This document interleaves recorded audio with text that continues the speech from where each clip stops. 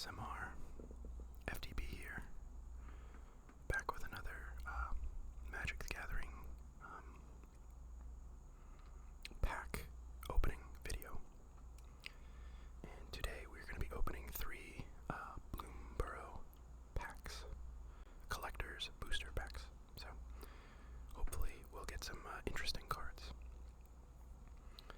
I was actually very excited about this set.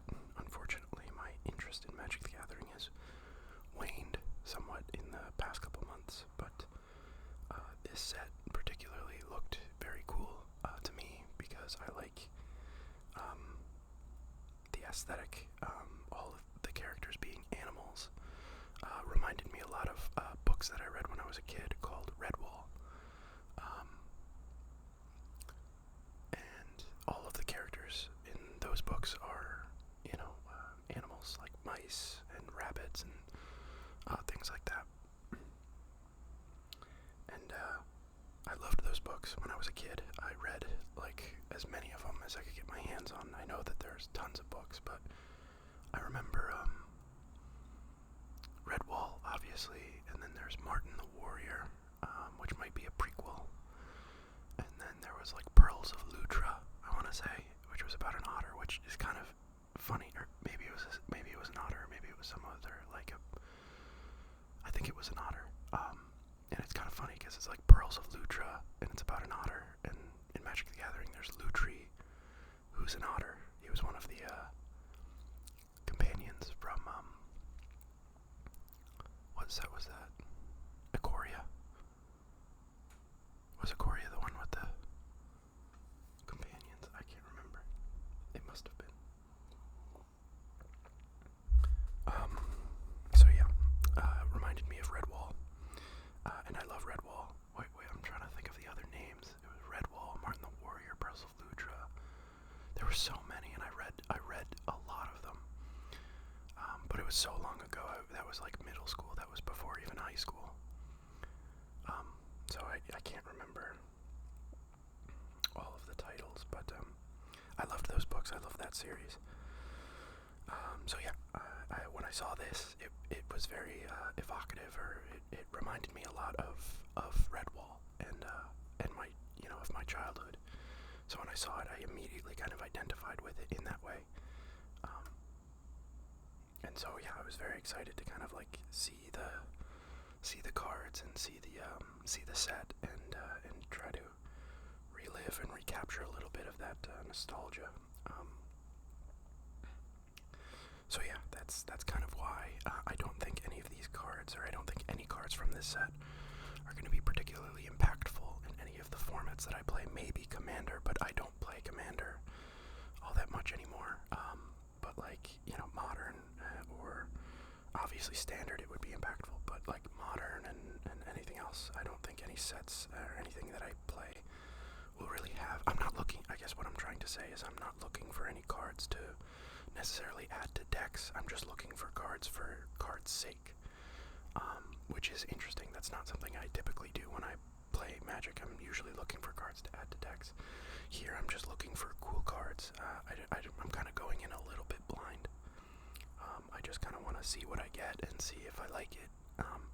And who knows, maybe I'll find a legendary creature that sparks some sort of inspiration for me to make either, or maybe I pull a card that inspires me to make a deck for something, regardless of format, be it a Commander deck or in Modern or whatever. So yeah, without further ado, I guess let's get cracking.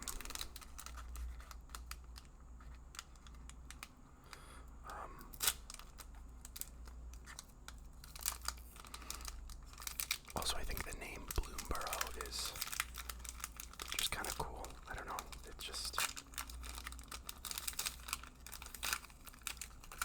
It's very,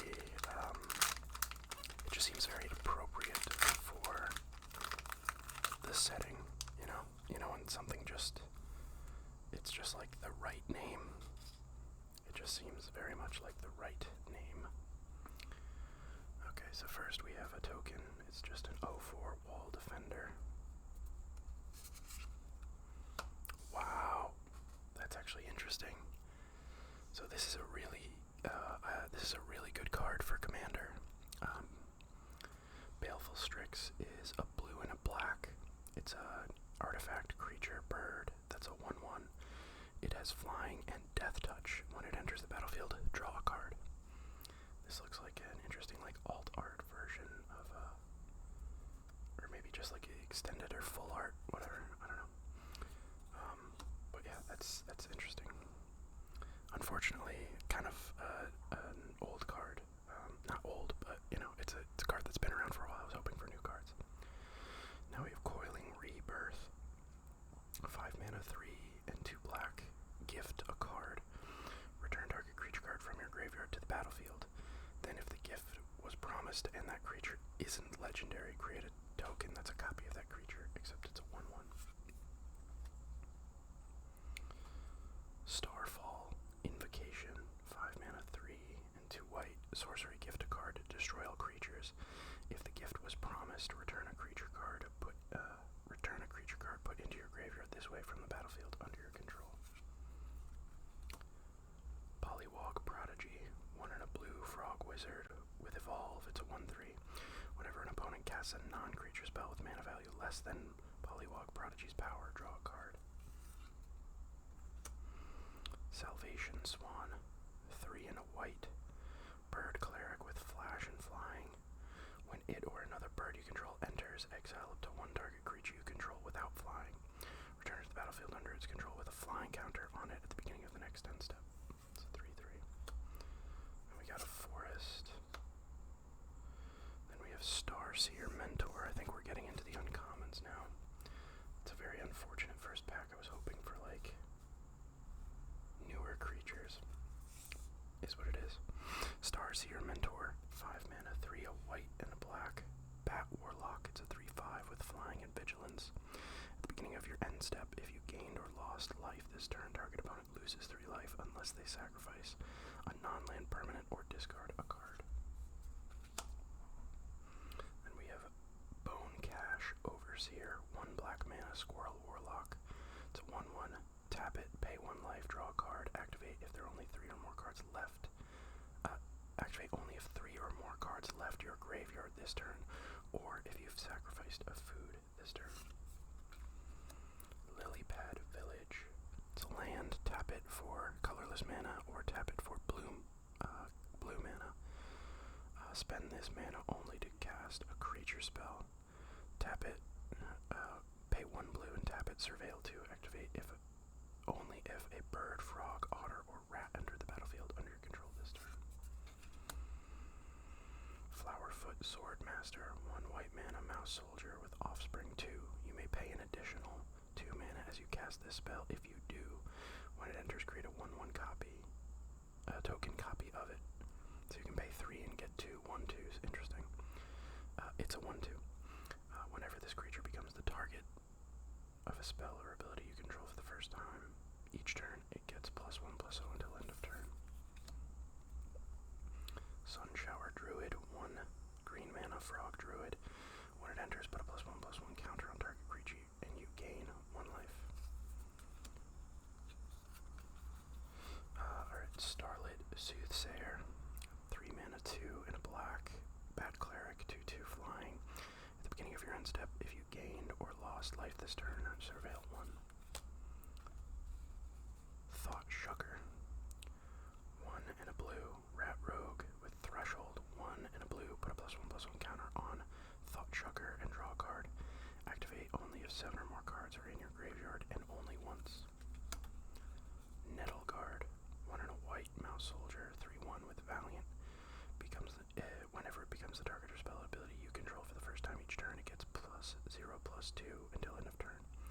For 1 generic mana, sacrifice Nettle Guard, destroy target artifact or enchantment. War Squeak. 1 red mana, enchantment aura. When it enters, target creature, enchant creature. When War Squeak enters, target creature and opponent control can't block this turn. Enchanted creature gets +1/+1 and it's haste. Interesting. pretty forest. I kind of like that forest.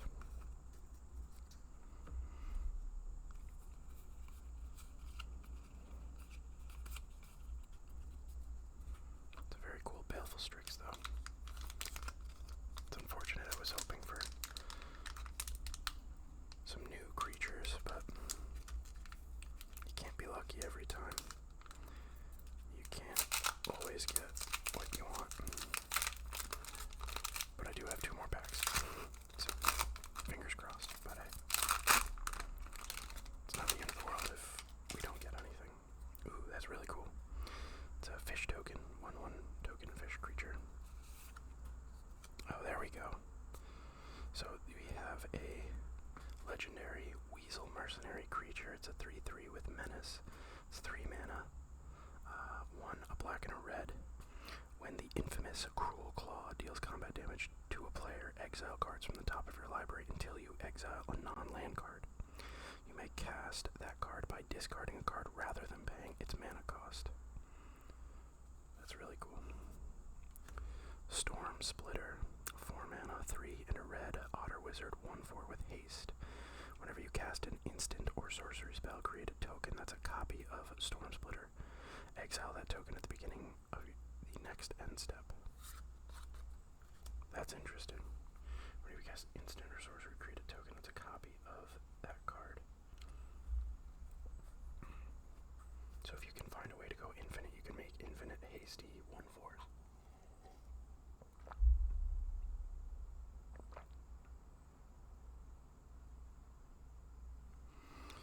Wick the World Mind.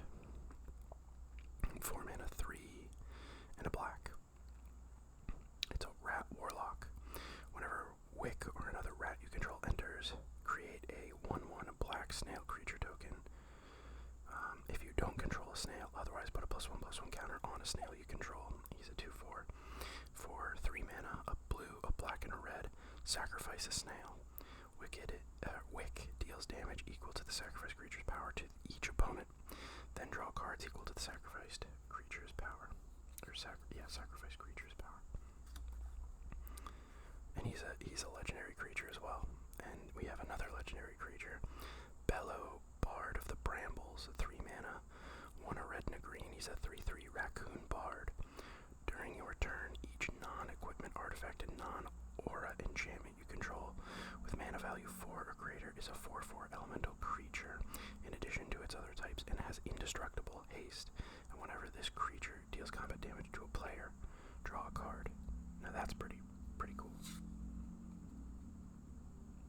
That's pretty cool.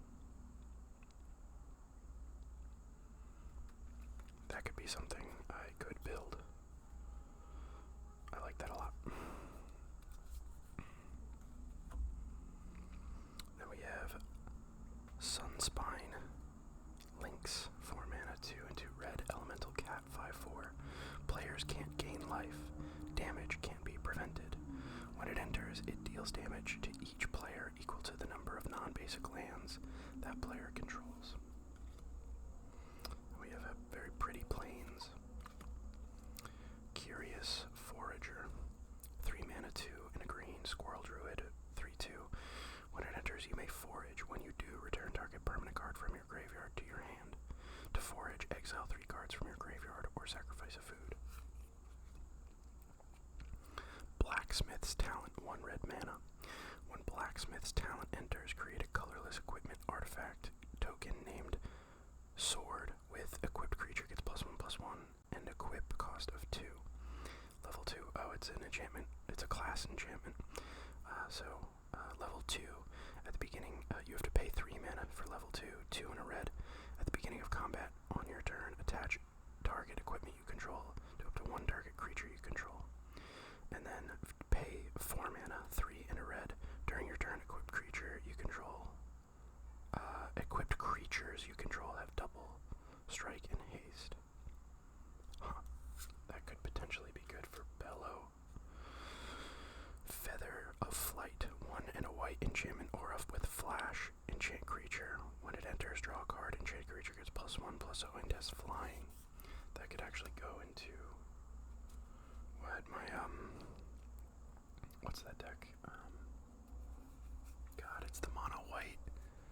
It's the Fox. Oh my god. I don't even remember what it's called. Oh, that's gonna kill me. It's like something hands. I can't remember. Plume Creed Escort, 1 and a blue, flash flying. When it enters, target creature you control gains hexproof until end of turn. Polywallop. That's actually sick. 3 and a green, instant. The spell costs 1 less to cast for each frog you control. Target creature you control deals combat equal to twice its power to target creature you don't control. Polywallop is just a great term. Bark Form Harvester. 3 colorless or 3 generic mana shapeshifter with changeling. It's every creature type and reach. Pay 2 generic mana, put target card from your graveyard on the bottom of your library. Dire Downdraft, 4 mana, 3 and a blue. Costs 1 less to cast if it targets an attacking or tapped creature. Target creature's owner puts it at the top or bottom of their library. A Gate Assault, 3 mana, 2 and a red sorcery. Deals choose 1, deals 4 damage to target creature. If that creature would die, exile it or exile target artifact. Banishing Light, 3 mana, 2 and a white enchantment. When it enters, exile target non-land permanent and opponent controls until it leaves the battlefield.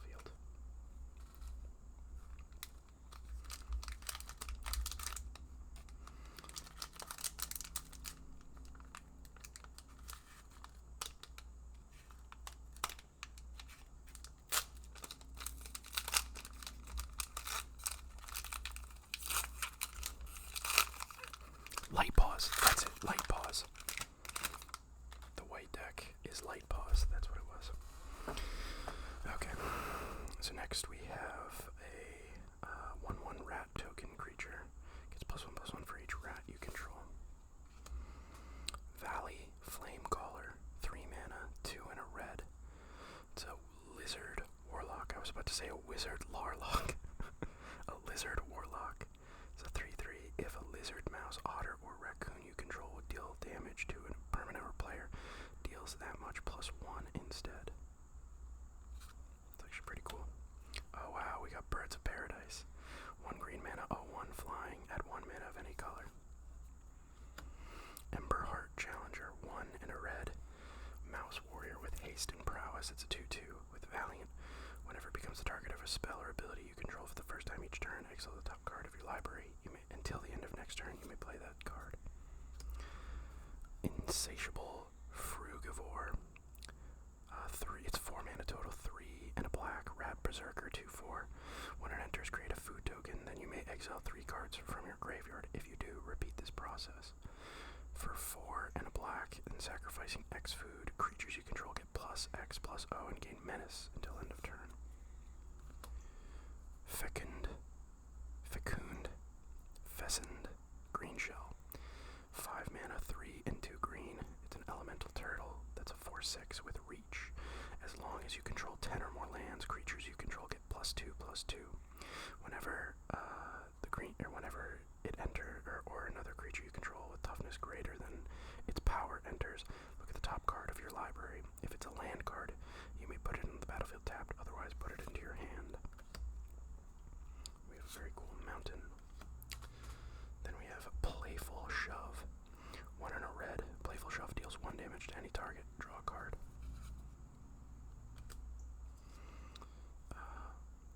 Plume Creed Mentor. 1, a white and a blue. Bird Scout with flying. It's a 2/3. Whenever it or another creature you control with flying enters, put a +1/+1 counter on target creature you control without flying.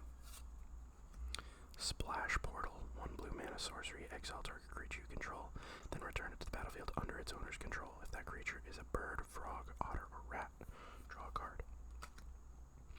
Moonstone Harbinger. 3 mana, 2 and a black. Bat warrior, 1/3 with flying and death touch. Whenever you gain or lose life during your turn, bats you control get +1/+0 and gain death touch until end of turn. This ability triggers only once each turn. Moonrise Cleric. 3 mana, 1 generic.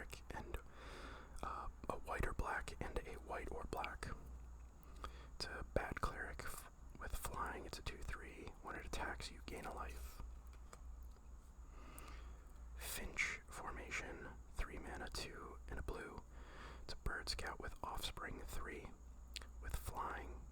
When this creature enters, target creature you control gains flying until end of turn. It's a 2/2.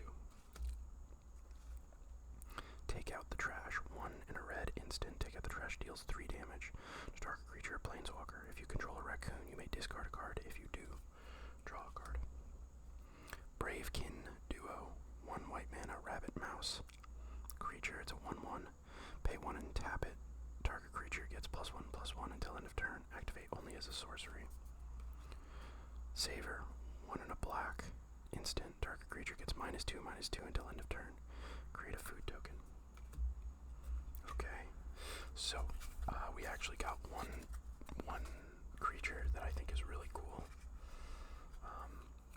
Well, we got a couple that I think are really cool, but we got Bellow, Bard of the Brambles, which I think is pretty cool. This is something I could see myself building a deck for.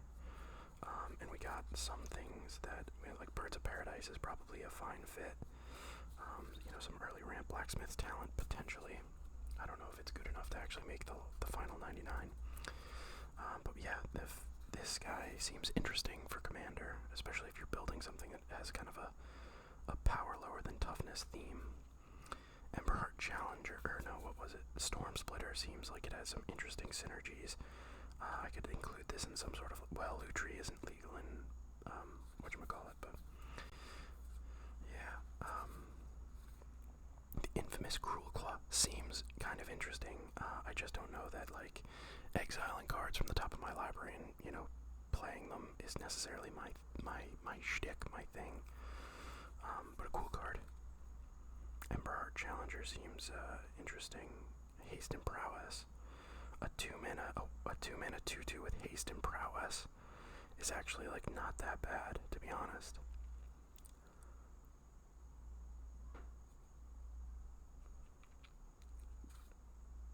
It's actually not that bad at all. A 2-mana 2/2 with Haste and Prowess, like, I don't know. Just that on its own isn't necessarily that bad.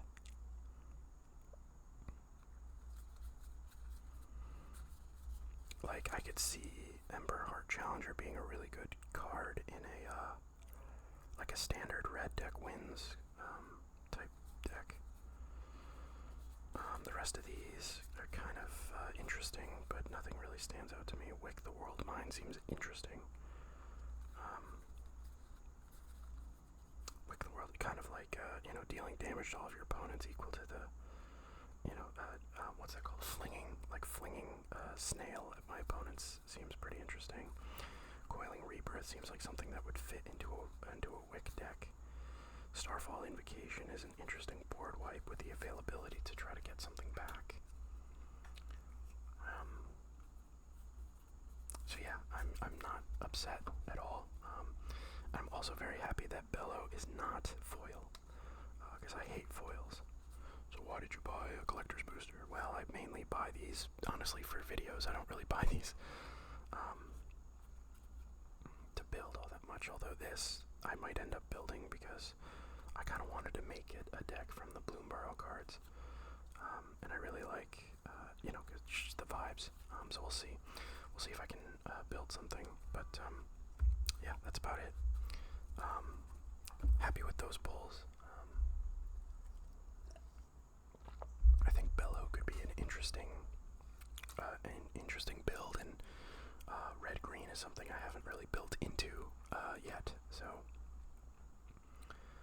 and like each non-equipment artifact and non-aura enchantment you control, so that's actually interesting. So it's non-equipment artifact and non-aura enchantment, so I'd have to, like, think about that.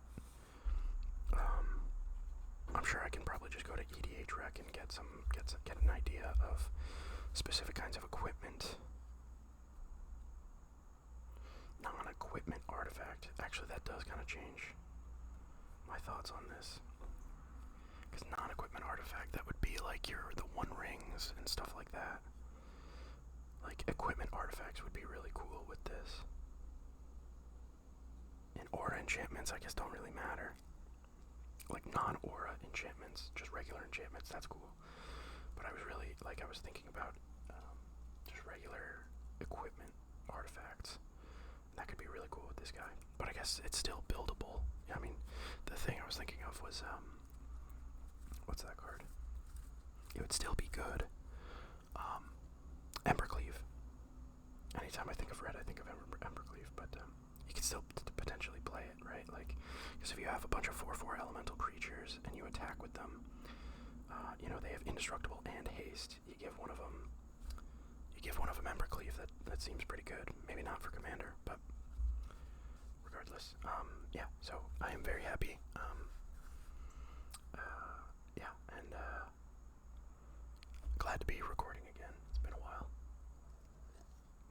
And glad to be recording some Magic content, because I know that's why a lot of you follow the channel and what you enjoy. And I do, to a degree, enjoy it as well. I'm just kind of in a different phase right now. I've been playing a lot of Final Fantasy XIV lately, and haven't been committing a lot of time to Magic. I was also playing on 2 hockey teams over the summer. So like every, you know, I would have hockey on Monday night, and then Tuesday night is the Modern night at my local game store, and I would have to play hockey again on Thursday. So it'd be like Monday, Tuesday doing something, Wednesday break, Thursday doing something is just kind of a lot. So a lot of the times Tuesday night would come around, and all it took is like one friend to be like, hey man, I'm playing Rainbow Six, or like I'm playing PUBG, or I'm playing Overwatch. Just somebody would have to say something, and I'd be like, yeah, I'll just stay in and play video games. I don't really want to, you know. So it was just like I would just have the smallest excuse, and then even when I didn't, I would just be like, yeah, I'm kind of tired. I want to cook dinner and then go to bed. So it was hard to find the motivation, especially because, like, I don't know, the people at my local game store, they're fine, but not particularly, you know, no one there is, I'm not, like, dying to see anybody there, you know, they're all nice people, but, you know, I wouldn't say any of them are I don't feel compelled in any way, to go spend time with those people, you know. Like, if there was somebody there who I really connected with and really, like, enjoyed their company, I'd love to go back. But, like, I just, you know, everybody there is nice enough. You know, they're nice to sit down and talk about Magic with, but, you know, I don't think I have any, like, friend connections at my local game store, which is unfortunate, but, you know, that's what your regular friends are for, so. So, yeah, happy with these polls. Oh, wow. Oh, 1. I just noticed that. I guess it won't. So yeah, like they all have a printed like card number, and this is 00001. That's pretty cool. I mean, every set has to have a first card, but the fact that this is the first card is pretty cool. You know what? I bet like Lord of the Rings, this might be like a, you know, might be part of like a full art set thing. I don't know. Maybe not. But yeah, thank you all. The channel is, you know, I abandoned the channel for about a month or 2 months. I can't remember. And to see people still engaging is awesome. You know, comments were still coming in.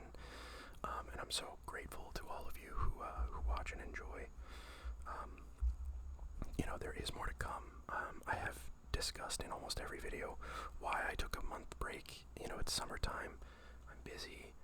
It gets really hot up in my room because I'm on the 3rd story in a loft, and the air conditioner is very loud, so it makes it very hard to record ASMR conducive, or it makes it hard to produce an ASMR conducive environment. Does that make sense? It's not very conducive to recording ASMR, I think is probably the right way to say it. So yeah, I'm today it's like 80 degrees out, but it's so not humid, which is amazing. And so I have my window and doors open. It's a little hot up here, but like not bad by any means.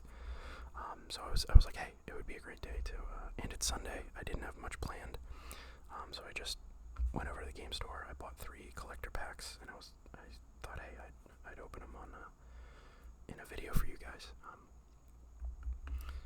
that being said, I think I'm probably gonna hop on Final Fantasy 14 now and do some grinding. I have a specific set of armor that I want that is only available in a dungeon, so I just have to run it over and over and over again. So yeah, I think I'm gonna go do that. Maybe I'll record it. Maybe I'll record it and throw it on the channel. If anybody's interested in that sort of thing. I mean, it wouldn't really be particularly interesting. I would just be doing a dungeon, probably with NPCs, over and over and over again. Because I've tried to. It takes like 20 minutes if I want to do it with people. I have to wait 20 minutes just to get a group, and then once the group is set, then we do the dungeon. One group I did it with, like, they knew, everybody knew what they were doing, and it went really quickly.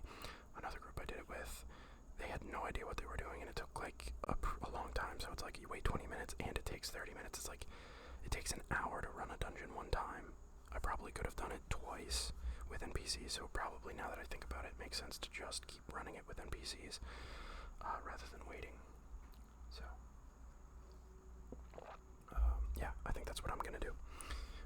So thank you all so much. We're at like 440 something subscribers, which is insane. We're closing in on that 500 number, which is crazy. I never ever expected we would get even 100. So the fact that we've hit 500 is, or that we could potentially hit 500 is mind-blowing to me. All things considered, I think, like, just based on the numbers, like, even if I didn't touch the channel, probably within a year, we'd probably hit 500 anyway, but,